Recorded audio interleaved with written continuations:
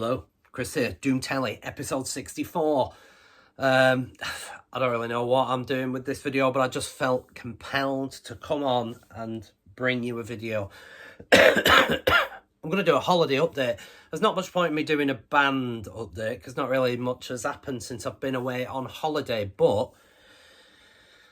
Green Sabre, nothing to report. We should have been, as you're watching this on Monday, we should have been rehearsing Sunday. But I've got the sodding fucking Rona. Well, I'm at the back end of it now.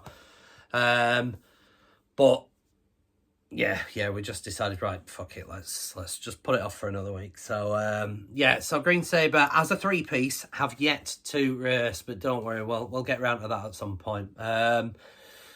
CROWSBLOOD, again, if you're watching this on the Monday, rehearsing tonight. The other two lads aren't particularly asked about me being at the tail end of COVID, so, and CROWSBLOOD rehearses around the corner from me, so yeah, it's a much easier proposition. So CROWSBLOOD rehearsing tonight. GODTHRYMM, no rehearsal since we've been about. I mean, Hamish and Kath and family went away on holiday about the same time that we did as well, so it's been quiet on the rehearsal front. However, we've had a sneaky peek of the mixes of the two singles that we've been recording. Oof, can't wait for you to hear these. They sound monolithic. They're fucking fabulous. And like I say, no spoilers, but wait till you hear Kath and Hamish's vocals on these. Oof, sublime. So yeah, really looking forward to these getting out. They sound amazing so far. Yeah, so that's a quick band update. So I'm gonna, I feel the need to vent. Any of you that follow me on social media will know that, well, to the untrained eye, I didn't appear to have the greatest holiday in the world. We did have a good holiday, to be fair. I just was, my usual self.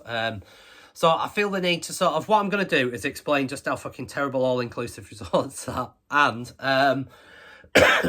the stuff I was listening to in order to get away from all the fucking scumbags we were surrounded by on that holiday. So, I won't be naming and shaming. Anyway, the resort names too. But we've been to Spain loads. What we normally do is self-cater. Because I'm a bit of a misanthrope. And I prefer to do my own thing. You know, when you go abroad, I like to get myself involved in the culture. Eat at nice restaurants, that kind of stuff. If, however, you want to go abroad and have absolutely no fucking clue what country you're in, go all-inclusive. That's how get. If your requirements are, I want no culture, I want no vibe of where the fuck I am, just as long as it's hot and there's beer on tap. If that's your thing, all-inclusive's for you. If it isn't your thing and you're a fucking normal person like me, then yeah, don't do all-inclusive. Now, I know a few of you will be asking, well, what the fuck did you go on an all-inclusive for? I don't know. Well, I kind of knew it was maybe not going to be my bag going into it, but we've been conned into it by a few family and friends and various people sort of saying, Lucas will love it, there'll be loads for him to do, and you can just relax while he's sort of having a whale of a time. I don't know how anyone fucking relaxes on an all-inclusive holiday when you've got the same fucking 6 songs on loop blaring every day at the same fucking time by the pool with the same fucking people, the same towels, the same sun loungers, the same fucking 86 beers in their hands, the same entertainers doing the same shitty fucking dance. So, anyway. The food hall was great if you want food poisoning. If that's your bag, then get yourself to the food hall. And yeah, what I also like about going abroad is I'm leaving the UK. What I don't want to be when I get abroad is surrounded by the bastards. And essentially that's what the all-inclusive vibe is. If you want to be surrounded by drunks from fucking Warrington or Glasgow or whatever exotic port of call you can think of that likes a drink, then yeah, all-inclusive is the place to be. I'd sound like I've had the worst holiday in the world. Had we stayed on the resort that was a fucking dump, the rooms were beautiful. Massive resort. And it was impeccably clean for the most part, which it needed to be. Because basically every night after dining had finished. There was just loads of shit mashed into the fucking floors everywhere from the fucking scumbags that don't know what a bin is. So yeah, they needed to keep it clean, really, which they did, to be fair. And the rooms were lovely, aircon good, so on and so forth. That was as far as it went, though. The clientele were absolute fucking vermin of the highest order. Don't get me wrong, we met a few people that were cool. There was a guy from Manchester, a Man United fan. We met, we were like kindred spirits of hatred, and but no, we got on great, and his kid and Lucas got on amazing. So he was decent. There was a guy there with his family that had a mountain caller shirt on at one point, and I forget what the other shirt was now, but we talked about damnation and stuff like that. Him and his family were cool. There were another family that we met down by the beach. They seemed right enough. They were having a whale of a time, and they were asking me if we were the same, and I kind of deflected away from that. But yeah, they were cool. One or two others, awesome. Every other bastard, fucking horrendous assholes. So yeah, the upshot is, we're never making this fucking mistake again. All inclusive can stay for them bastards. Keep it. I don't fucking want any part of it. I like to try and speak a bit of Spanish. I like to, which is fucking terrible. I must have most of my Spanish, but I get by. Didn't need to on the resort, of course. I like to, yeah, sample a bit of the wares. I like to go and see a bit of the culture, get off the beaten track. What's the restaurant that the locals like? Not that's full of fucking Brits banging on about the chips out, right? And so on and so forth. So, yeah, needless to say, we won't be doing it again. But we had a good holiday. And do you know why? Because we got off of the compound. And I say compound because it was fucking getting, no kidding, there was security on every entrance, gated. You did feel like you were in a sort of prison, a very flash one I should add, maybe a Swedish one. But there was a prison vibe to it because everything was security. You had to wear a fucking pass on your arm all week. It was like being at a fucking terrible festival. And yeah, wave that at security every time we went in and out. And we did a lot of going in and out of there. We decided, Malaga was just down the road, so we went there. Malaga's fucking gorgeous. If you've not been to Malaga, the city, go. It's ace. Loads going on. Went to Malaga a few times, went via the train, did the bus a few times, bit of public transport, a few Ubers here and there, because they were pretty cheap, really, for the most part. Went into Fuengirola, didn't bother with Ben Almadena. We drove through it on the way, and I thought, no thanks. If you've ever seen the series Benidorm, yeah, well, that's what Ben Almadena looks a bit like. So we didn't fucking bother going back there. Went into Fuengirola. That does have its own kind of Benidorm-style strip, but you can avoid that. Great little zoo, loads of shopping, loads of nice cafes. Best cup of coffee I had there, actually. No, I tell you, I was in Malaga, but I had a really nice one in Fuengirola as well. The coffee was fucking piss on the resort as well, I should have. Anyway, so yeah, enough of my fucking whining. Like I say, follow me on Facebook and Instagram and you'll get all this fucking tenfold. I did like a daily update, which I think kept everyone amused, but I did it more for my own sanity more than anything. So, besides moaning about fucking all-inclusive holidays, what I wanted to do was think, for the times that we did stay on resort, which we didn't do much of, thank fuck, I immersed myself in. The kid loved it down by the pool, so when he was like flopping about in there and stuff and I had time where I wasn't in there with him, I basically headphones in and fuck all or everything off that was going on around me. So this is kind of what I was listening to. I had a bit of a black metal mix going on, and one of them that got a lot of I've had it a while downloaded, of course. I've not got it in physical, though. But I figured, right, I'm going to put this on. Because one of the things, whilst I was having so much fun on holiday, that I missed, and I knew we were going to miss it months and months ago, because we booked this holiday a while back, was Fortress Festival. Johnny Mac, Beardy Red, and I know of a few others that were there. I think Aaron, My Dying Bride, was there, and Neil, and various others. So, yeah, there was a few people I know that were at Fortress in Scarborough. It sounds like it was fucking amazing. And I really, really wanted to go, but I'd like to say I've known for months that I wasn't going to be able to go. So yeah, moot point. But Wolves in the Throne Room in the plane, and they were doing a Two Hunters set, and insert image, Two Hunters. This had a lot of listens on holiday, mainly so I could disappear into it and remind myself of what I was missing while I was staring at fucking drunks prancing about like fucking Liam Gallagher walk. Anyway. So yeah, Two Hunters, Wolves in the Throne Room, got a lot of rotations on the old MP3. as did this. If you see my holiday snaps, I had this t-shirt on a couple of days. Magua, Exercises in Futility. Fucking, I've spoke volumes about this album, loads. And it was... Black metal felt like a good accompaniment to the holiday. It wasn't all black metal, as you will see shortly. But, yeah, this got quite a few rotations, did the old Magua. The new High on Fire. Cometh the Storm.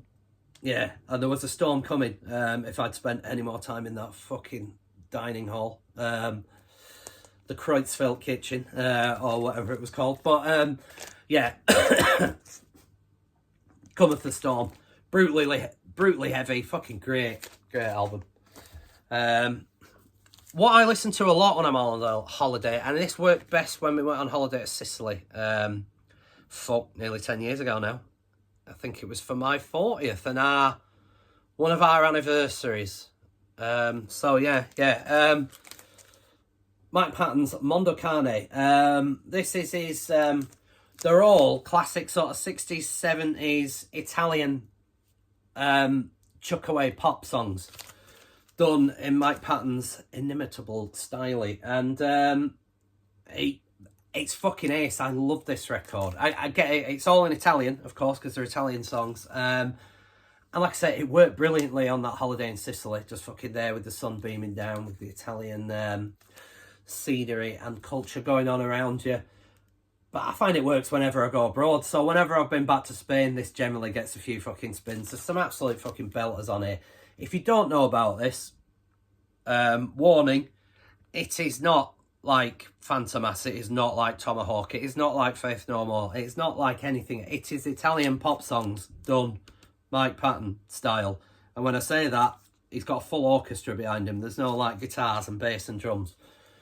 But if you fancy a bit of slushy Italian pop with Mike Patton's incredible voice, look no further. So yeah, this always gets a spin while I'm away. Gets me feeling like I'm abroad and being cultured. One of my Facebook posts mentioned this got a lot of spins and I'm wearing the t-shirt. I would often look down from my balcony and basically say that they breed like rats down there, watching them all getting slowly sozzled as the day goes on and getting pinker and pinker because they weren't putting any fucking sun cream on. This, like Rats particularly, became the sort of unofficial anthem of the holiday. So yeah, this got a lot of rotations. This got loads. And the new one as well, which I don't know whether I'll bother inserting an image because there's only 2 tracks released so far. Melino, Aklis. What a fucking record. If you've not got this yet, please remedy that. It's fucking fantastic. One of the greatest modern black metal records you'll hear, personally. I think it's fucking sensational. And the new one's shaping up to be an absolute fucking banger as well. So I might insert an image, yeah. Because there's one track, I can't remember it. It's the second one they released off of it. The one with the fucking mental, frantic opening. Yeah, that's also brilliant. Got a lot of rotations. As did this. Still shaping up to be my album of the year at the moment. There's nothing beat it so far. There's a few contenders coming though, so we'll see.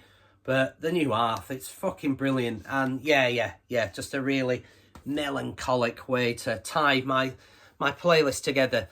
I did have some 80s playlists going on as well, because I like to listen to a bit of 80s pop in the sunshine as well. Makes me feel nostalgic, young again.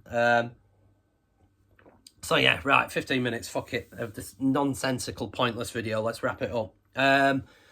As I may have mentioned earlier, and you will have noticed, I've come back with basically a bout of COVID. Now, I fucking, classic me, joked about this in the food hall earlier on. One night where all you could hear was fucking sneezing and coughing and spluttering. Kids fucking touching everything in the buffet and then putting it back and so on. And I joked to Trace, I says, imagine how quickly COVID would get round here. Hey, guess what? It did. And the amount of coughing and sneezing that was going on, we weren't alone. I'll bet you 60% of that fucking resort ended up with COVID. And I got it about 3-4 days before the end of the holiday. The day that we went back into Fuengirola, just along the front, went to the beach and so on, I can't tell you how awful. If you've ever had the worst sinusy head cold, when it's like 28, 29 out there cracking the tiles. I just felt awful. But I was determined to not let it ruin it. About 2 days before the end, Lucas developed the fucking hacking cough, which he's still got a bit of. And then the flight home, Tracy developed it as well. So we've all got or had COVID. Like I say, I've tested negatively for the last day or two. So I think I'm free from the worst of it. And I won't be infecting my CROWSBLOOD brothers on Monday. So, yeah. Oh, besides that, there was one more bit of excitement. Got back to Leeds Bradford. Got back to the long stay car park. We're leaving the car park, trying to get out via the payment system barrier thing. All of a sudden, this old dear comes knocking on window, like pointing at someone. I'm like, the fuck does she want? So Tracy's like, I think there's an old man on the floor. Anyway, I sort of looked round and I could see an old timer on the deck, basically. So, right, reverse, parked up. I'm a fully qualified first aider at work, so I figured, right, let's go see what's going on. Anyway, got over to the old guy. He was in his 80s. Lovely white suit on. He's like sort of fancy fedora for his travelling and so on. They'd had a lovely time until he fucking face planted off the pavement, apparently. There were blood everywhere. It was quite, I mean, if any of you have been at like a first aid incident, a little bit of blood looks like a lot. And he clearly met the fucking pavement with the just above his eye there. So it was like sort of pissing out of it, really. Anyway, so got him comfortable. His wife was kind of like a bit of a mess. So give us your phone. I rang the ambulance. I talked him through it. Dealt with the old guy.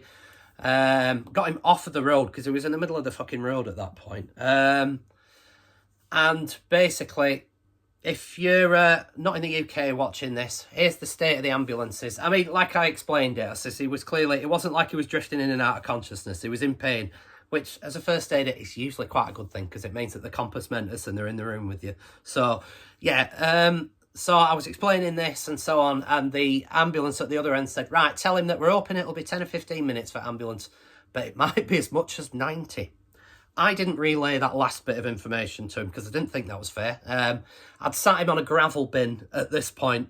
They do tell you not to move him, but I knew he was fine and he wanted to get up out of the road and was kind of making his way up anyway. So, avoiding trying to get bled on, I managed to get him onto his gravel bin, left the ambulance with his wife, and so on. I says, you might want to wait on Kirk because I've given him instructions roughly where we are. This is Leeds Bradford, honestly. The long stay car park's a good mile and a bit from the airport. So there was us and them in the car park. There were no one else there and we weren't visible from the road at that point either. So I said, you might want to stand on corner here because when ambulance comes, he might drive straight past you. So anyway, yeah, so I left it with them. So the end of the holiday ended with me doing first aid. It sounds like very heroic.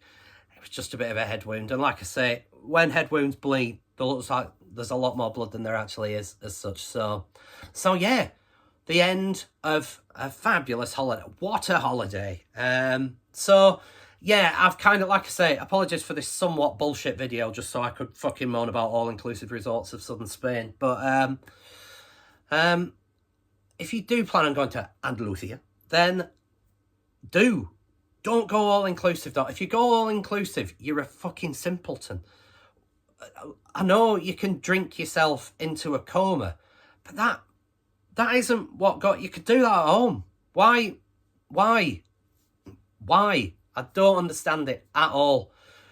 If you don't want to experience any of the culture of a country, or at least try and get into the vibe of it, then fucking stay at home. Go on holiday to Keighley or something.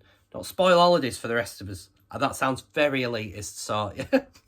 But yeah, I'd had my fucking fill of the British tourist, and never again. If we ever went to another resort, be it to a German one or something, because they won't take fucking plates of shit shoved in front of them either.